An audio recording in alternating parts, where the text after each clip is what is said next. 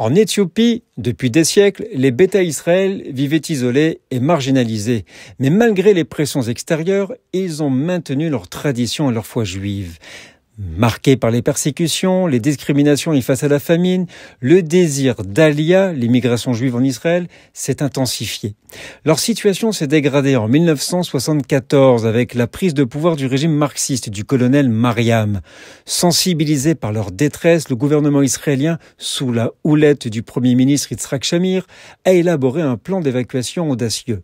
Baptisé Salomon, en référence au roi biblique et à la reine de Saba, l'opération a nécessité une coordination minutieuse et des moyens logistiques considérables. Le 24 mai 1991, 34 avions israéliens, des Boeing 747 et des avions cargo Hercule C-130 ont décollé de l'aéroport Ben Gourion pour se rendre à Addis Abeba, en Éthiopie.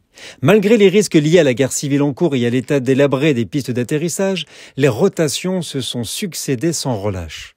En 36 heures, 41 vols ont permis de transporter les 15 000 Bêta Israël vers la terre promise. L'opération Salomon, minutieusement planifiée et exécutée avec une précision remarquable, a constitué un immense succès humanitaire et une prouesse logistique sans précédent.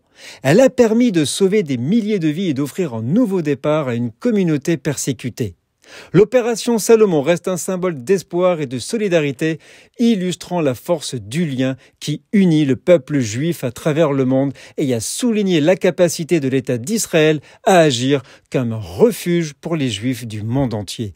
Des images poignantes des familles réunies, des larmes de joie et de remerciements ont circulé dans le monde entier.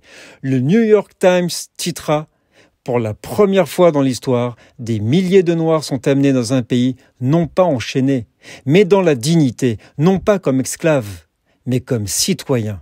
Nous sommes le 24 mai.